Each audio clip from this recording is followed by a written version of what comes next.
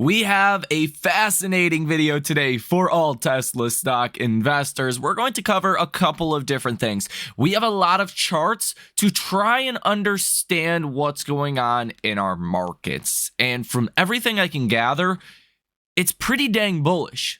So I think the bulls are going to like that.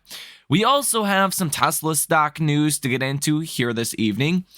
And also something that I want to acknowledge here on the channel first. NIO is apparently coming to the US, or are they not? This is one of the biggest risk factors to Tesla. Is it important? Is it not? Should you think of this as a Tesla stock investor? I think that's pretty important. We do have an article to go over together. I will highlight the important points that you need to know and exactly why Chinese-made EVs are not already in the US. So we're going to go ahead and get into everything you guys need to know and much more. Hit that like button as well as subscribe to the channel if you have not done so already. Let's go ahead and get into it. So as I said in the last video, this upcoming week is all about confirming the rally or not from the Fed. Fed Jerome Powell will speak on Wednesday at 10:15 in the morning, and then he will speak Thursday at 2 p.m. Your Wednesday speech is the big one. You've seen Fed speakers like Fed Bostic on Friday that were very bullish, that confirmed the rally plus some, gave us an additional reason to be excited on stocks or really just yields coming down and anything that will benefit from that. Tesla is a big beneficiary of that. Now, Bostic is Bostic. Jerome Powell, he's the one that really carries the weight. And if he wants to see stocks fall or at least not continue going higher, he can make one comment and cause the rally to end. That's what you need to be watching out for this week. I personally think the Fed made it very clear last Wednesday. They don't care what the markets do. They literally said stocks going down could affect Fed policy. They obviously don't want stocks to fall. So I'm not convinced the Fed's going to shoot down this rally. If anything, they might actually encourage this rally because if there is a problem under the surface, if there is some kind of credit tightening event in which some of these charts are going to show you that commercial lending is just not in a great place right now, maybe a boosted up stock market is good for Fed policy right now. Maybe that's exactly what they want to see. And based on the rally in the IWM, you have a 100% positive return rate over the next 12 months. Every single time you have seen a 2-day rally like we have seen coming off of a low, you have rallied on average about 25%, 100% of the time. So we're obviously looking at probably a bullish next couple of months, but it all comes down to the Fed this week. Now, as I said in the last video as well, do not be surprised if Tesla stock is really green on Monday or Tuesday because Tesla really didn't participate in the broader market rally on Friday because of some of those UAW fears. And it looks like we're just not getting new information. So Tesla might have some catching up to do just to kind of match what the broad markets did on Friday. Now, the first thing I really want to start this video with is this article from Business Insider. It says one of Tesla's top Chinese competitors reportedly expected to lay off employees as it eyes the US market. NIO is set to lay off 10% of its staff this month, TechCrunch reported. Reorganization at NIO comes as the company eyes the US market, and Business Insider's opinion is that there is an opening for cheap EVs in the US. Shanghai-based company NIO eyes the US market by 2025. Business Insider says years of growth in the US EV market is showing signs of slowing, and US manufacturers are pulling back on big electric vehicle production promises. NIO plans to enter the US market with an affordable model priced at around $27,844. This is a price point that Tesla and others in the US EV market have been trying to break into for years, but haven't reached due to high manufacturing and material cost. So NIO already has plans in place to enter the US market by 2025. I've spoke on this before, but the fact that Tesla controls over 60% of US EV market share, if you do start to see foreign competition like Chinese companies entering the US, it's one of those situations where if it doesn't get adopted in the US, it's not going to stay in the US. What I mean by that is it's going to be expensive for NIO to bring vehicles to the US. There's a big reason for this that Donald Trump enacted when he was president in 2018. But if Chinese models do take off in the US, that could be a problem for Tesla's market share dominance in the US.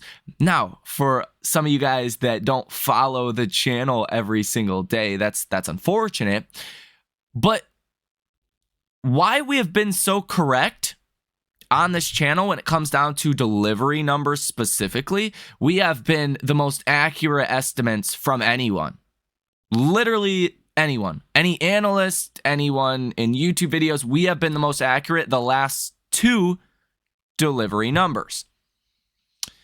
We were less than 1,000 off 2 delivery numbers ago, and then the last one we were like 4,000 off. I was actually 4,000 light when a lot of people were expecting like 440, 445,000. My estimate was 430 to 435,000. So I guess we did hit the range, but on the low end I was a little bit off.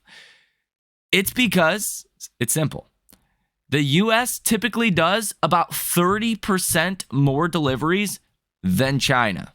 So the US is by far the most important market. That's not because more EVs are sold in the US. No, that's because Tesla has a much larger market share in the US than it does in China. So if that is threatened, that could be a problem for Tesla. Now, I don't think that would actually happen, but for Tesla stock investors, which I'm sure you are, that is a fear that markets might have once you start to get more plans from some of your Chinese competition entering into the US. In 2018, just as China was starting to crank out a wave of compact EVs, US President Donald Trump implemented tariffs on about 370 billion of imports from the country each year, including a 27.5% tariff on cars made in China. That policy persists under the Biden administration. I don't think this is going anywhere, and I think this is obviously the reason you don't have Chinese car companies already here in the US. And I think it's going to be one of those things where if Chinese brands don't take off, I mean, a 27.5% tariff,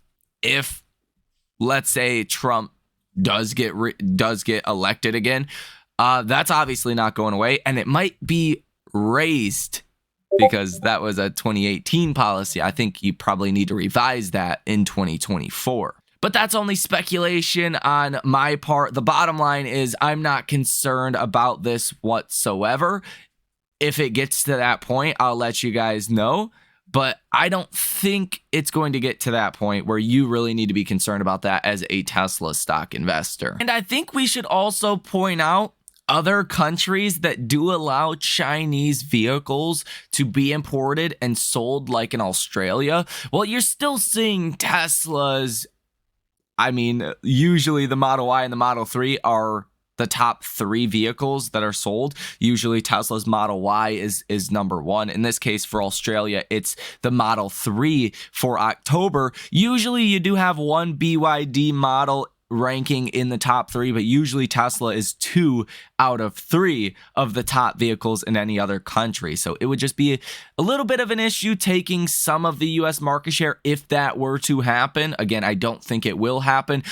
But again, even in markets where there is Chinese competition, Tesla is doing better than your Chinese competition. So it's really something I highly doubt is ever going to be an issue here in the US. But that won't stop Wall Street from freaking out about it at some point in probably 2024.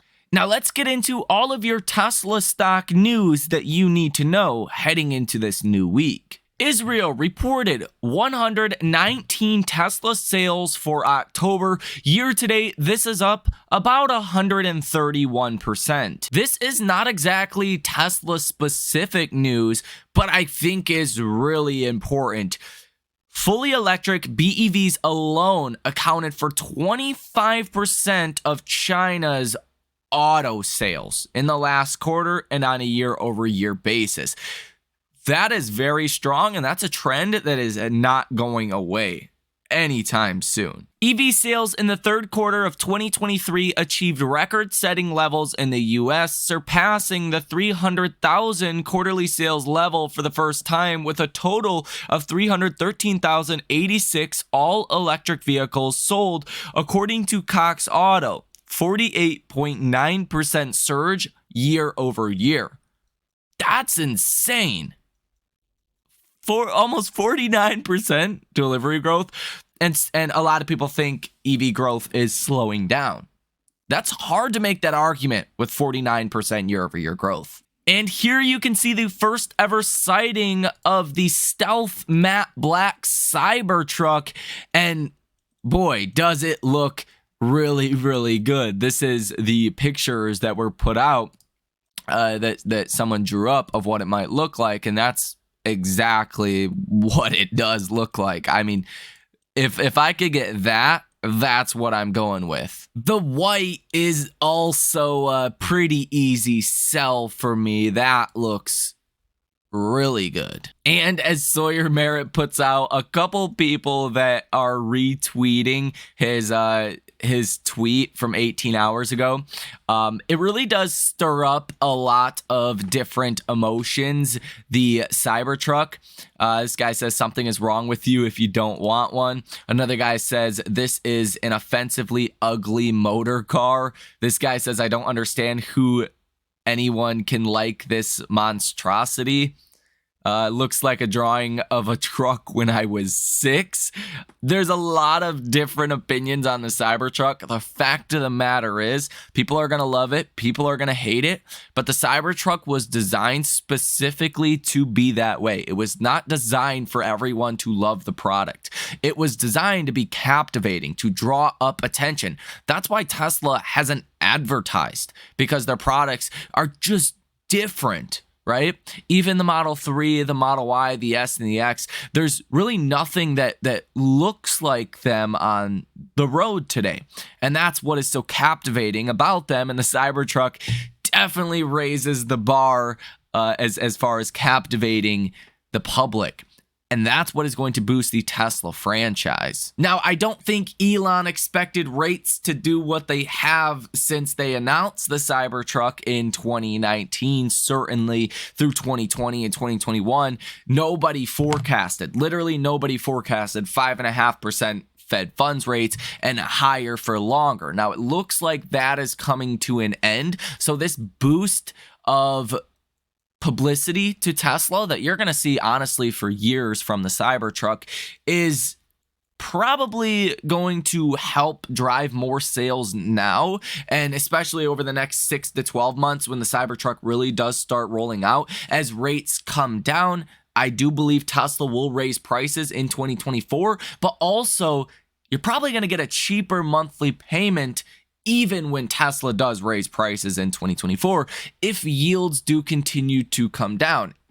And if Fed Bostic is correct on his assumption that inflation's going back down to 2% by the end of 2024, well, you could see dramatically lower Fed funds rates by then. And Tesla is probably the single biggest beneficiary of rates going down. Now, we do have some very interesting charts that I would like to share with you. This is one we did point out in the last video. It's the S&P 500 bullish percent index. When this hits a higher high, it's typically a sign of a short-term bottom. Now, the ultimate question is, do we start to go into a recession? Right? Do we start to get data that starts to look bad? Now, missing on the jobs report like we seen on Friday, 30,000 jobs, when you're at 150,000's not a big deal.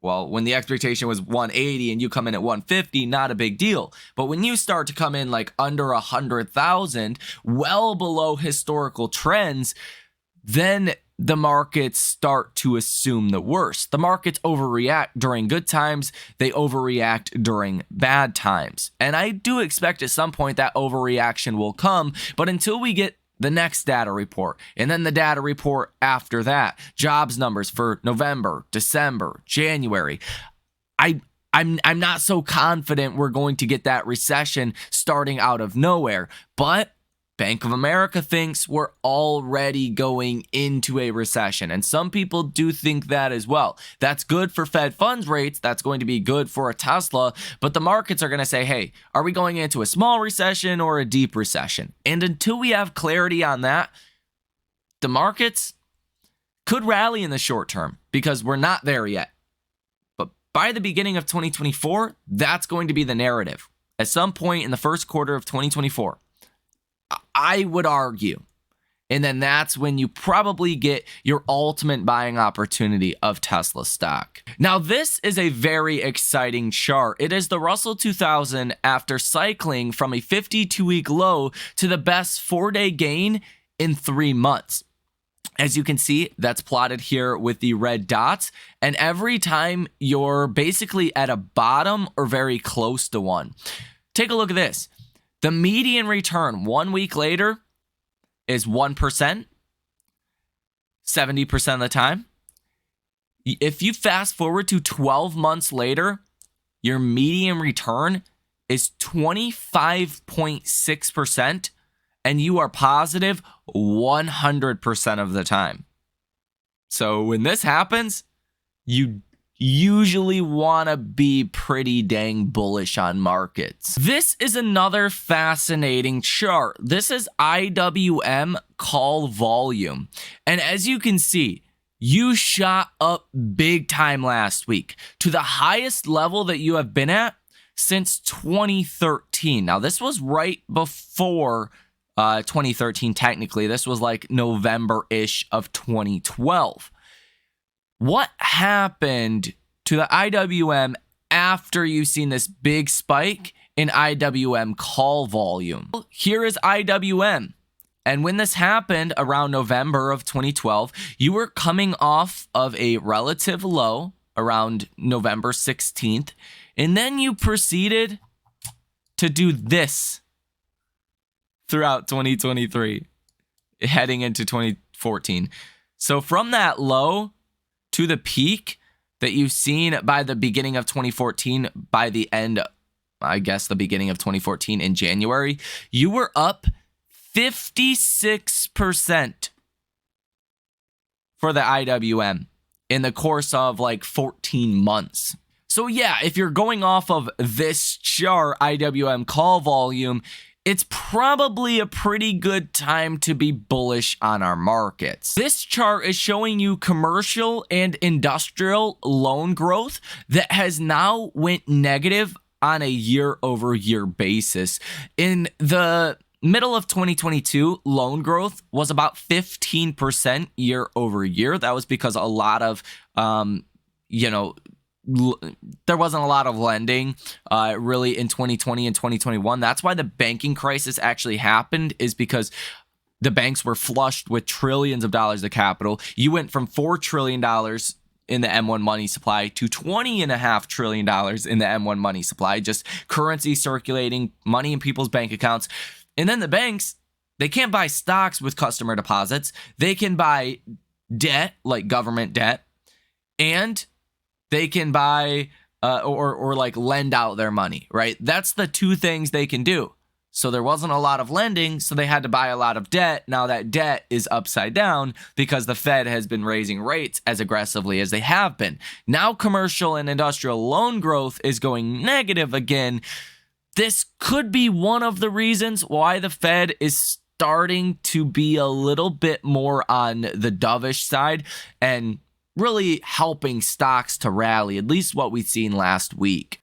Like I said in the last video, this week is really about Fed speakers and whether or not they confirm the market's rally and they're okay with stocks going higher. Again, one comment from the Fed could really knock down our markets. You also want to watch your Treasury auctions. If you do see some bad Treasury auctions and a lot of supply hits the markets, that's going to put some upside pressure on yields as well. You really want to be watching this 10-year Treasury yield that has fallen about 43 basis points recently. If this continues to fall, you could fall to about 4% pretty easily, in my opinion. That would be another 57 basis point decline. I think that's pretty reasonable as long as the Treasury auctions do not go south and as long as we see some good demand to buy some treasuries. But on Friday, we're going to have really your only major data point the markets are going to care about, and that is the Michigan Consumer Sentiment Survey. Your 5-year inflation expectations and your 1-year inflation expectations will be important. Last survey, they actually jumped quite a bit. So if they move higher again, well, that's something the Fed might start paying attention to. They made it very clear in the last press conference. All they care about, all they're really concerned with at this point is inflation expectations. If inflation expectations stay down and they don't go up, then we're pretty good right here. They think inflation is going to go back down to their 2% target. It's going to take a while, but it's going to happen.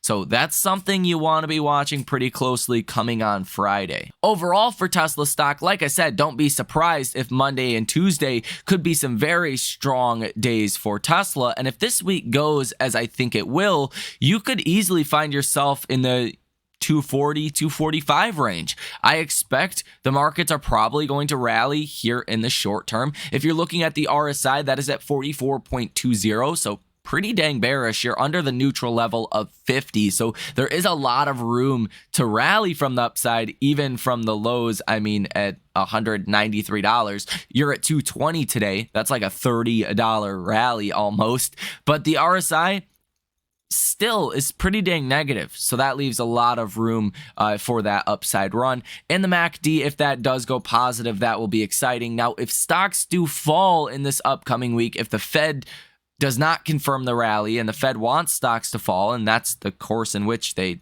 choose to go with, well, you could fall to about that 8-day moving average pretty easily. That's going to put you at about $208.48 per share. That's the range in which I'm expecting. I think there's more of an upside range than a downside range, but anything is possible, and I am expecting quite a big move coming this week. So that is going to do it for this video. Hopefully you guys are ready for this upcoming week. I believe we've covered just about everything. We covered earnings in the last video. We've covered a lot of interesting charts. You have my opinions. Some of the technicals look pretty good for Tesla. All things considered, Tesla did close above that 200-day moving average. You did get rejected from the highs on Friday, but that was again because of the UAW situation. And I think those fears are really coming to pass at this point.